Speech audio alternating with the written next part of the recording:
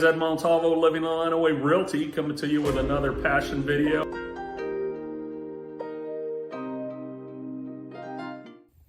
So with your garden hoses, while it's still fairly warm out, you're going to want to take those off, disconnect them, drain all your hoses and get them stored for the winter. You also want to check your valves, the water spigot there. These happen to be frost free, which extends into the house. So anytime you turn, the water off, they do drain out, but it's also well inside the house to where it does not freeze up. So you want to make sure that they're just operating properly and draining properly so they don't freeze and break. You don't want a breakage inside the house, because then you're going to get a lot of water inside. So again, you're going to want to drain the hoses and get those stored inside.